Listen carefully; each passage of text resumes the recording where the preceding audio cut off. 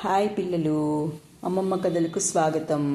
ఈరోజు మనం ఒక మంచి కథ చెప్పుకుందాం. అదేంటంటే దసరా పండుగలలో మనం పిల్లలందరూ బొమ్మల కొలువు పెట్టుకుంటారు. కొన్ని ప్రాంతాల్లో సంక్రాంతికి పెట్టుకుంటారు, కొన్ని ప్రాంతాల్లో దీపావళికి పెట్టుకుంటారు కదా బొమ్మల కొలువు. ఆ బొమ్మల కొలువు గురించి ఒక చిన్న కథ చెప్పుకుందాం. అదేంటంటే ఒక చిట్టి తల్లి అంటే ఒక చిన్న పాప బొమ్మల కొలువు పెట్టుకుంది. చక్కగా వాళ్ళ అమ్మ సహాయంతో వాళ్ళ ఇంట్లో దసరాలకి బొమ్మల కొలువు పెట్టుకుంది. ఆ బొమ్మల కొలువులో ఏమేం బొమ్మలు పెట్టుకుంది అమ్మాయి? కొండపల్లి బొమ్మలు, చందనపు బొమ్మలు, గాజుతో చేసిన బొమ్మలు, సెల్యులాయిడ్తో చేసిన బొమ్మలు, ప్లాస్టిక్తో చేసినవి, ఇట్లా రకరకాల బొమ్మలు పెట్టుకుంటుంది. అలాగే మట్టితో చేసిన బొమ్మలు కూడా చాలా పెట్టుకుంది. దేవుళ్ళ బొమ్మలే కాకుండా మన జాతీయ నాయకులు గాంధీ, నెహ్రూ ఇట్లాంటి వాళ్ళ బొమ్మలు పెట్టుకుంది. తర్వాత పక్షులు, జంతువులు ఇట్లాంటివి అన్ని రకాల బొమ్మలు చక్కగా ఆ బొమ్మల కొలువులో అలంకారంగా చక్కగా అన్నీ అమర్చుకుందనమాట. అమర్చుకొని బొమ్మల కొలువు పెట్టుకుంది. ఆ బొమ్మల కొలువు 18, 10 అట్లా మెట్లుగా ఏర్పరుస్తారు కదా, స్టెప్స్గా. అలా ఈ అమ్మాయి ఒక 10 స్టెప్పులు వేసి వాళ్ళ అమ్మ 10 స్టెప్స్ వేసిందనమాట బొమ్మల కొలువులో. ఆ 10 స్టెప్స్ మీద ఒక్కొక్క స్టెప్ మీద ఒక్కొక్క రకం బొమ్మలు అలా పెట్టుకుంటూ అన్ని బొమ్మలు పెట్టింది. అయితే కొన్ని జంతువుల బొమ్మలన్నీ ఒక దగ్గర పెట్టిందనమాట. ఆ అమ్మాయి 10 రోజులు ఏం చేసేది, వాళ్ళ బొమ్మలు చూడటానికి వాళ్ళ స్నేహితులు వస్తారు కదా, ఫ్రెండ్స్, వాళ్ళ కోసమని వాళ్ళమ్మ ఏదో ఒక స్వీట్ తయారు చేసేది. ఆ స్వీటు, ఈ అమ్మాయికి స్వీట్ అంటే చాలా ఇష్టం అనమాట. అందుకని ఆ స్వీట్ ఆ పిల్లలకి స్నేహితులకి పెడుతూ తను కూడా ఒకటి నోట్లో వేసేసుకుంటూ ఉండేది. వాళ్ళ అమ్మ ఎంత చెప్పినా సరే అన్ని స్వీట్స్ తినకే అన్నా కూడా వినిపించుకోకుండా ఆ అమ్మాయి ఫ్రెండ్స్కి పెడుతూ తను కూడా తినేసేది. ఒకరోజు ఏం చేస్తుంది, అలాగా స్వీట్స్ తింటూ కడుపు నిండిపోతుంది అమ్మాయికి ఆ స్వీట్స్తో. కానీ ఆ అమ్మాయి చేతిలో ఇంకా ఒక స్వీట్ ఉండిపోతుంది. అదేం చేస్తుంది, బొమ్మల దగ్గర ఉంటాయి మెట్టు మీద ఆ స్వీట్ పెట్టేసి పాపం అట్లాగే నిద్రపోతుంది. ఈ బొమ్మలు కూడా నిద్రపోతాయి. అయితేను ఈ బొమ్మల్లోనూ ఒక కొయ్య గుర్రం ఉంటుంది. ఆ కొయ్య గుర్రం ఏం చేస్తుంది, ఎట్లయినా సరే ఆ మిఠాయి ఏంటో తిందాము అని చూసి ఏం చేస్తుంది, అవన్నీ రాత్రి నిద్రపోయి కొంచెంసేపటికి లేచి ఏం చేస్తాయి, ఆ మిఠాయి పెట్టింది కదా చిట్టి తల్లి, ఆ మిఠాయి ఏమైందా అని చూస్తాయి. ఈ కొయ్య గుర్రం ఏం చేస్తుంది, ఫస్ట్ కనిపెడుతుంది. అయ్యో మన చిట్టి తల్లి దాచుకున్న ఈ మిఠాయి కనిపించట్లేదే, ఏమైంది అని చెప్పి గాడిదతో అంటుంది. ఎంత పని చేసావు తమ్ముడు, మన చిట్టి తల్లి దాచుకున్న మిఠాయి కనపడటం లేదు సుమా అని అంటుంది. అని నువ్వు తిన్నావా ఏంటి అని గాడిదని అంటుందన్నమాట. అనేటప్పటికీ ఈ గాడిద అంటుంది, ఎంత మాట అన్నావు, నేను తింటానా ఏంటి, గడ్డి గాదని తినేదాన్ని నేను, అట్లాంటి దాన్ని నేనేమన్నా మిఠాయికి ఆశపడతానా ఏంటి, అందులో మన చిట్టి తల్లి దాచుకున్న ఆ మిఠాయి కోసం నేను ఆశపడి నేను తినేస్తానా ఏంటి, నేనేం తినను, నాకే పాపం ఎరగదు అంటుంది ఆ గాడిద గాజుతో చేసిన గాడిద అనమాట. అని గాజు గాడిద ఆ బొమ్మ. అయితే ఈ గాడిద అంటుంది, పిల్లి దగ్గరికి వెళ్ళి ఏం పిల్లి, ఏమంటావు, నువ్వేమన్నా తీసుకున్నావా అని అడుగుతుంది.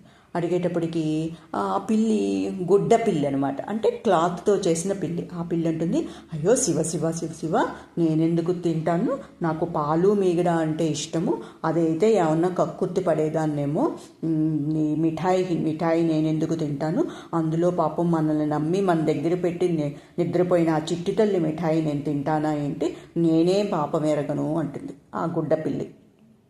అనేటప్పటికీ ఎవ్వరు ఏం అడగకుండానే ఈ రబ్బర్తో చేసిన ఎలుక అనమాట, రబ్బర్ ఎలుక, అది ముందుకొచ్చి చిట్టి తల్లికి ద్రోహం చేసిన దుర్మార్గులు ఎవరో కానీ తెలిస్తే అస్సలు నేను వదిలిపెట్టను, వాళ్ళ తోక పుటుక్కున కొరికేసేస్తాను, 3 ముక్కలు చేసేస్తాను అంటుంది ఈ ఎలుక. అనేటప్పటికీ దూదితో చేసిన కుందేలు వచ్చి అదే ఆ కుందేలు ఏం చేస్తుంది, తోడేళ్ళను అనుమానిస్తుంది. తోడేలేమో మట్టితో చేసిన తోడేలు అనమాట.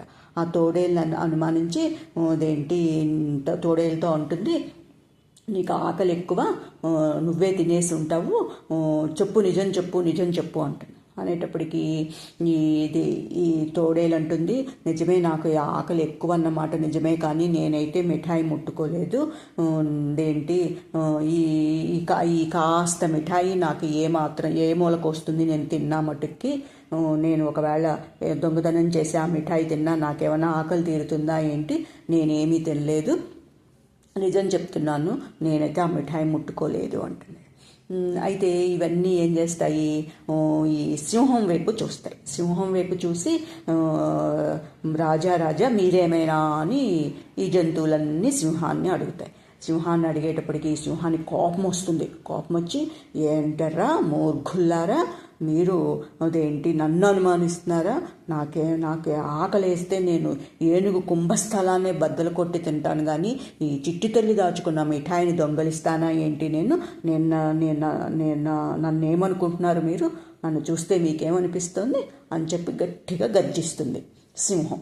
గర్జించేటప్పటికి ఆ జంతువుల్లో ఆంజనేయుల వంశంలో పుట్టిన కోతి నేనే ఉన్న దొంగతనం చేస్తానా అని కోతి చెప్పుకుంటుంది. ఈ ఎలుగుబంటి అంటుంది, ఆంజనేయుల వారి స్నేహితుడైన జాంబవంతుడు మా కులపెద్ద, అటువంటి వంశంలో పుట్టిన దాన్ని నేనే ఉన్న దొంగతనం చేస్తానా, నేను అసలు ఆ మిఠాయి చూడలేదు ముట్టుకోలేదు అంటుంది ఎలుగుబంటి. ఇలాగా ఎవరికి వాళ్ళు మేం కాదంటే మేం కాదు అని వాళ్ళు అనుకుంటూ ఉంటాయన్నమాట. అనుకునేటప్పటికి ఈ గాడిద అంటుంది, గుర్రం గాడిదతో ఉంటుంది, దొంగ ఎవడో మనలోనే ఉన్నాడు, వాడిని ఎట్లాగైనా సరే మనం కనుక్కొని పట్టుకోవాలి, అదేంటి ఇలా ఎలా పట్టుకోవాలో ఏంటో ఆలోచించడానికి నా బుద్ధి అంత గొప్పది కాదు, అంటే నేను అంత తెలివి గలదాన్ని కాదు, ఈ సామర్థ్యం ఒక్క నక్కబావకే ఉంది అని చెప్పి గాడిద అంటుంది. అనేటప్పటికీ ఈ గాడిద అంటుంది, దానికేముంది, నాకు సామర్థ్యం ఉంది, నేను కనుక్కోగలను, దొంగని ఇట్లే పట్టేస్తాను నేను అని నక్క అంటుంది. అనేటప్పటికీ జంతువులన్నీ ఎలా పట్టేస్తావు చెప్పు అంటాయి. అనేటప్పటికీ ఈ నక్క అంటుంది, మీరంతా ఒక్కసారి కళ్ళు మూసుకొని అటువైపు తిరిగి నుంచోండి అంటుంది. అనేటప్పటికీ ఈ జంతువులన్నీ అటువైపు తిరిగి కళ్ళు మూసుకుంటాయి. ఈ నక్క ఏం చేస్తుంది, వాళ్ళు కళ్ళు మూసి తెరిచే లోపల ఆ బొమ్మల కొలువులోనూ గంధపు గిన్నె ఉంటుంది కదా, గంధం నీళ్ళల్లో కలిపి గంధపు గిన్నె ఉంటుంది కదా, ఆ గిన్నెలోనూ తన తోక ముంచి గప్చిప్పుగా మళ్ళీ ఏమి ఎరగనట్లు అక్కడ నిలబడి మిగిలిన జంతువులతో ఉంటుంది, ఇంకా చాలు, మీరు ఇటువైపు తిరగండి, ఇటువైపు తిరిగి కళ్ళు తెరవండి అంటుంది. అవన్నీ ఇటువైపు తిరిగి కళ్ళు తెరిచి ఇదేంటి ఎలా కనిపెడతావు అని అన్నీ అడిగితే ఈ నక్క అంటుంది, మీరు ఒక్కొక్కళ్ళే వచ్చి నా తోక పట్టుకొని లాగండి, దొంగ ఎవడో నేను చెప్పేస్తాను అంటుంది. అనేటప్పటికీ ఇవన్నీ అంటాయి, శభాష్ చాలా బాగుంది ఈ పద్ధతి అని చెప్పి ఆ జంతువులన్నీ వరుసగా ఏం చేస్తాయి, గుర్రము, గాడిద, సింహము, ఏనుగు, కోతి, కొండముచ్చు, ఎలుగుబంటి, ఈ జంతువులన్నీ ఒక్కొక్కటి వరుసగా వెళ్ళి ఆ నక్క తోక పట్టుకొని లాగి వెళ్ళిపోయిన తర్వాత ఈ నక్క అంటుంది, అందరూ లాగటం అయ్యిందా అని అడిగేటప్పటికి ఆ జంతువులన్నీ అయ్యింది, అందరం నీ తోక పట్టుకొని లాగాము అని అంటాయి. అనేటప్పటికీ అయితే ఉండండి అని ఆ నక్క యువతలకి వస్తుందన్నమాట. యువతలకి వచ్చేటప్పటికి ఇవన్నీ అంటాయి, ఆ జంతువులన్నీ అంటాయి, తెలిసిందా నీకు, ఎవరో ఆ దొంగతనం చేసింది ఎవరో తెలిసిందా, ఆ మిఠాయి తిన్నది ఎవరో తెలిసిందా అని ఒక్కసారిగా అన్ని జంతువులు అడిగేటప్పటికి ఈ నక్క అంటుంది, తొందరపడకండి, ఒక్క నిమిషం ఆగండి అని చెప్పి, మీరు ఒక్కొక్కళ్ళు నా ఎదుటికి వచ్చి మీరు నా తోకను పట్టుకొని లాగారు కదా, ఆ చేతులు చూపించండి అంటుంది. చూపించి వెళ్ళండి అంటుంది. అనేటప్పటికీ ఈ జంతువులన్నీ ఏం చేస్తాయి, ఆ నక్క దగ్గరికి వచ్చి వాటి చేతుల్ని ఇలా చూపించేటప్పటికి ఈ నక్క అంటుంది, ఆ చేతులు ఇలా చూపించిన చేతులన్నీ గంధంలో ముంచింది కదా తోక, అందుకని పచ్చగా ఈ వీటి చేతులన్నింటికి పచ్చగా అంటుకుంటుందన్నమాట. సువాసన కూడా వేస్తుంది, గంధంలో పన్నీరు అవి కలుపుతారు కదా, చక్క మంచి వాసన వేస్తూ ఉంటుంది. అవి అప్పుడు చూసుకుంటాయి, వాటి చేతుల్ని చూసుకుని ఆశ్చర్యపోతాయి. ఏంటి ఎంత పచ్చగా ఉన్నాయి, ఎంత మంచి వాసన వేస్తున్నాయో అని ఈ జంతువులన్నీ వాటి చేతులను చూసుకుని ఆశ్చర్యపోతాయి అన్నమాట. అన్ని జంతువులు కూడా నక్క దగ్గరికి వచ్చి వాటి చేతులను చూపిస్తాయి.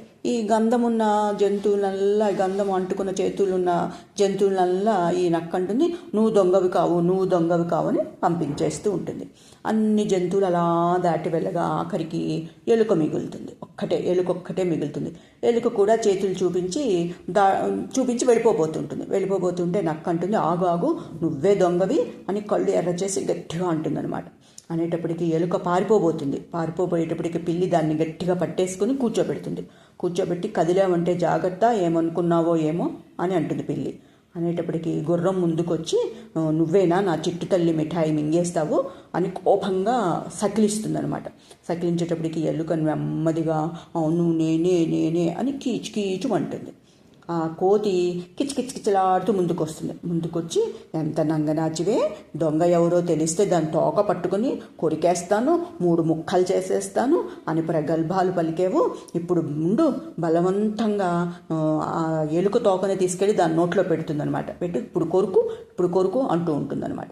అనేటప్పటికీ సింహం అడ్డొచ్చి తప్పుకో, శిక్ష విధించాల్సింది నేను రాజుని, నేను శిక్ష విధిస్తానని చెప్పి కోతిని పక్కకి తప్పుకోమని ఆజ్ఞాపిస్తుంది అనమాట. ఆజ్ఞాపించి నక్క కేసు తిరిగి అదేంటి నక్క మంత్రి కదా, అందుకని మంత్రి ఈ ఎలుకకి, ఈ దొంగతనం చేసిన ఈ ఎలుక అని చెప్పి నువ్వు ఎలా కనిపెట్టావు, ఈ ఎలుకే దొంగతనం చేసిన నువ్వు ఎలా కనిపెట్టావు అని అడుగుతుంది సింహం. అడిగేటప్పటికి నక్క నవ్వుతూ చెప్తుంది, ప్రభు, నా తోక లాగినప్పుడు దొంగ ఎవరో తెలిసిపోతుంది అన్నాను కదా నేను. ఈ ఎలుక భయం కొద్దీ నా తోక లాగటమే మానేసింది. అందుచేతనే మీ అందరికీ అంటుకున్న గంధము చూడండి, ఈ ఎలుక చేతికి అంటుకోలేదు. గంధం లేకపోవటం వల్లనే నేను ఇది దొంగ అని చెప్పి కనిపెట్టగలిగాను. నక్క ఇదేంటి అని చెప్తుందనమాట సింహంతో. అప్పుడు నక్క తెలివికి సింహం ఎంతగానో మెచ్చుకుని ఆ తర్వాత పిల్లి మన చిట్టి తల్లికి ద్రోహం చేసిన ఈ ఎలుకని మనం అసలు మన కొలువులో ఉండటానికి అర్హత లేదు ఈ ఎలుకకి, కాబట్టి ఈ ఎలుకని తీసుకెళ్ళి పై మెట్టు మీదకి తీసుకెళ్ళి అక్కడి నుంచి మన ఈ కొలువు వెనకాల కింద పడేసేసేయి అని చెప్తుంది. ఇప్పటికి వెంటనే ఈ పిల్లి ఏం చేస్తుంది, ఎలుకని గట్టిగా పట్టేసేసుకుని పైకి తీసుకెళ్ళి ఆ కిందకి అక్కడ ఉన్న చిన్న రంధ్రం ఉంటుందన్నమాట, ఆ రంధ్రంలో కలుగులోకి తోసేస్తుంది దాన్ని. అంతే, ఎలుక కుయ్యో మొర్రోమంటూ అందులోంచి బయటికి వెళ్ళిపోతుందన్నమాట. ఇది కథ. ఎన్ని జంతువులన్నీ చక్కగా వాటిల్లో అవే మాట్లాడేసేసుకుని చక్కగా దొంగ ఎవరో కనిపెట్టేశాయి అన్నమాట. అంతే, మనకి తెలివితేటలు ఉంటే మనం ఏదైనా ఎటువంటి సమస్యనైనా పరిష్కరించుకోగలం అన్నమాట. నక్క ఏం చేసింది, తెలివిగా దొంగ ఎవరో కనిపెట్టింది. అలాగే మనం కూడా తెలివితేటలతో చుట్టుపక్కల ఏం జరుగుతోంది ఏమిటి అని చూసుకుంటూ ఉండాలి. తెలివితేటలతో మనల్ని ఎవరైనా మోసం చేస్తున్నారా ఏమిటి అన్నది కూడా మనం గ్రహించుకుంటూ ఉండాలి. ఎప్పటికప్పుడు గ్రహించుకుంటూ మనం ఎప్పుడూ కూడా చుట్టుపక్కల వాళ్ళతోనూ స్నేహంగా ఉంటూనే మన జాగ్రత్తలో మనం ఉండాలి. సరేనా మరి? కథ కంచికి మనం ఇంటికి. Bye bye, good night.